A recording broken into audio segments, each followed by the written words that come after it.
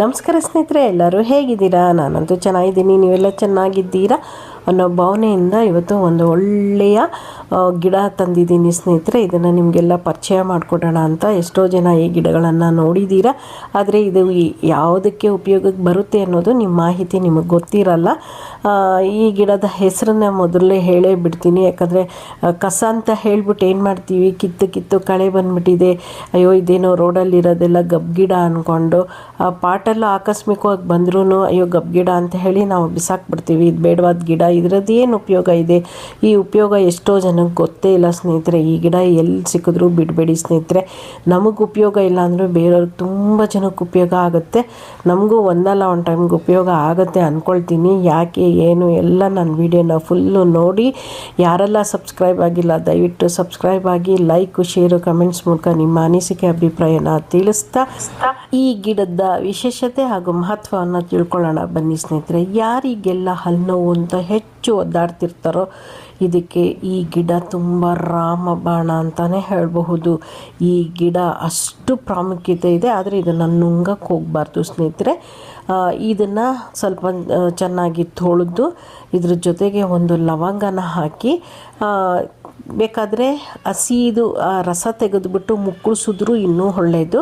ಇಲ್ಲ ನಮ್ಮ ಕೈಲಿ ಆಗೋದಿಲ್ಲ ಅಂದರೆ ಇದನ್ನು ಒಂದು ಗ್ಲಾಸ್ ನೀರು, ಈ ಸೊಪ್ಪು, ಒಂದು ಲವಂಗ ಜಜ್ಜಿಬಿಟ್ಟು ಚೆನ್ನಾಗಿ ಕುದಿಸಿ ಸೋಸಿಬಿಟ್ಟು ಚೆನ್ನಾಗಿ ಮುಕ್ಕಳಿಸಿದ್ರೆ ಹಲ್ಲು ನೋವು ಅನ್ನೋದು ಮಂಗಮಾಯ ಆಗಿಬಿಡುತ್ತೆ ಸ್ನೇಹಿತರೆ.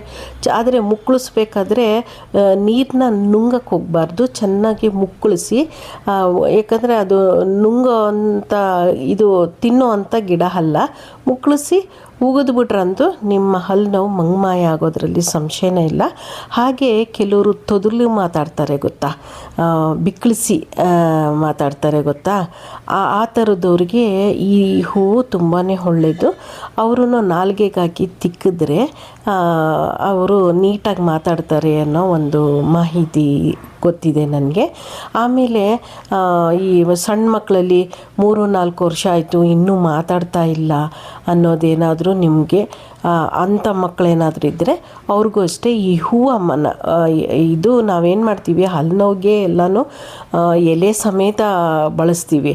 ಆದರೆ ಮಕ್ಕಳಿಗೆ ಮಾತ್ರ ಈ ಹೂವಿನ ಮಾತ್ರ ಜೇನುತುಪ್ಪದಲ್ಲಿ ಮಧು ಅನ್ನೋದು ಅದರಿಂದನೇ ಮಧುವಂತಿ ಈ ಹೂವು ಇದೆಯಲ್ಲ, ಆ ಜೇನಿನ ತುಪ್ಪದಲ್ಲಿ ತಗೊಂಡು ನಾಲ್ಗೆಗೆ ತಿಕ್ಕಿದ್ರೆ 1 ವಾರದಲ್ಲಿ ಆ ಮಕ್ಕಳು ಪಟ ಅಂತ ಮಾತಾಡ್ತಾರೆ. ಎಷ್ಟು ಅಯ್ಯೋ ಗಂಡು ಮಕ್ಕಳು ನಿಧಾನ ಮಾತಾಡೋದು ಹಾಗೆ ಹೀಗೆ ಅಂತಾರಲ್ಲ, ತೀರಾ ಏನಾದರೂ ಮಾತು ನಿಧಾನ ಆಯಿತು, ಮಾತಾಡೋಕ್ಕಾಗಿಲ್ಲ ಮಕ್ಕಳು ಅಂದರೆ ಇದನ್ನು ಬಳಸ್ಕೊಳ್ಬಹುದು. ನೋಡಿ, ಈ 3 ಟಿಪ್ಸ್ನ ನಾನು ನಿಮಗೆ ತಿಳಿಸಿದ್ದೀನಿ. ತುಂಬ ಉಪಯೋಗ ಆಗೋಂಥದ್ದು. ಆದರೆ ಇದನ್ನು ಆಹಾರದ ಥರ ಸೇವಿಸೋ ಅಂಥದ್ದಲ್ಲ, ಇದನ್ನು ನೆನ್ಪಿಟ್ಕೊಳ್ಳಿ. ಆದರೆ ಅಕಸ್ಮಾತ್ ಏನಾದರೂ ನುಂಗಿದ್ರೂ ಏನೂ ಆಗೋದಿಲ್ಲ. ಆದರೆ ಇದು ಊಟದಲ್ಲಿ ಏನೋ ಸೇರೋ ಅಂಥದ್ದಲ್ಲ ಅಂತ ನಾನು ಈ ಮೂಲಕ ನಿಮಗೆ ತಿಳಿಸಬಲ್ಲೆ. ಖಂಡಿತವಾಗ್ಲೂ ಈ ಮಾಹಿತಿನ ತಿಳಿಸಬಲ್ಲೆ. ಖಂಡಿತ ಎಷ್ಟೋ ಜನ ಬಿಕ್ಲಿ ಒಂಥರ ಮಾತಾಡಬೇಕಾದ್ರೆ ತೊದಲಾಗಿ ಮಾತಾಡ್ತಾರೆ, ಬಿಕ್ಲು ಅಂತಲೇ ಹೆಸರಿಡ್ದವ್ರು ತುಂಬ ನೊಂದೋಗಿರ್ತಾರೆ. ಅಂಥವ್ರಿಗಿದು ರಾಮಬಾಣ. ದಯವಿಟ್ಟು ಈ ಹೂವು ಸಿಕ್ಕಿದ್ರೆ ಉಪಯೋಗ ಪಡ್ಕೊಳ್ಳಿ ಸ್ನೇಹಿತರೆ. ಉಪಯೋಗ ಪಡ್ಕೊಂಡು ನನಗೆ ಕಮೆಂಟ್ಸ್ ಮಾಡಿ.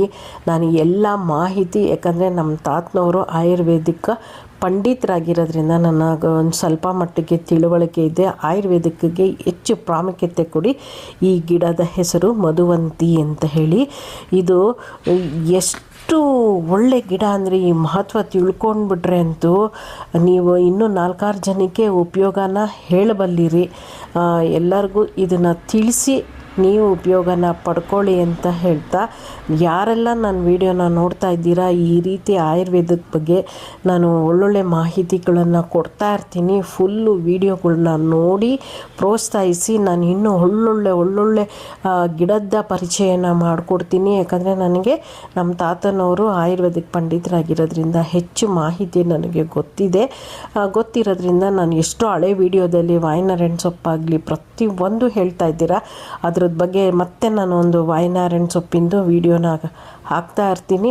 ಆರೋಗ್ಯದ ಕಡೆ ನಾನು ಸಣ್ಣ ಮಾಹಿತಿ ಈ ರೀತಿ ನಾನು ಕೊಡ್ತಾನೇ ಇರ್ತೀನಿ. ತುಂಬ ಒಳ್ಳೆಯ ಆರೋಗ್ಯಕ್ಕೆ ಉಪಯೋಗ ಆಗೋಂತಹ ಮಾಹಿತಿನೇ ಹೆಚ್ಚು ಕೊಡ್ತಾ ಬರ್ತಾ ಇರ್ತೀನಿ.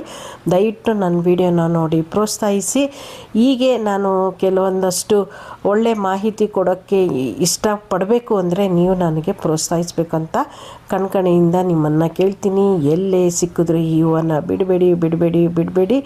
ಯಾರಿಗೆಲ್ಲ ಈ ರೀತಿ ತೊದಲು ಮಾತಾಡೋರಿಗೆ ಮಧುವಂತಿ ಅಂತ ಒಂದು ಹೂವು ಇದೆ, ಅದು ಗಿಡ ಇದೆ, ಅದನ್ನು ತಗೊಂಡು ನೀವು ಈ ರೀತಿ ಬಳಸಿ ಅಂತ ಅವರಿಗೆ ಹೇಳಿ. ನಿಮ್ಗೆ ಯಾರಿಗಾದ್ರೂ ಇದು ಗೊತ್ತಾಗಲಿಲ್ಲ ಕಷಾಯ ಮಾಡೋದು ಅಂದರೆ ನೀವು ಕಮೆಂಟ್ಸ್ ಮೂಲಕ ತಿಳಿಸಿ, ನಾನು ಕಷಾಯ ಮಾಡಿ ವಿಡಿಯೋದಲ್ಲಿ ತೋರಿಸ್ತೀನಿ. ಹೋಗಿ ಬರಲ್ಲ. ನಮಸ್ಕಾರ ಸ್ನೇಹಿತರೆ, ನಾನು ವಿಡಿಯೋ ನೋಡಿದ್ದಕ್ಕೆ.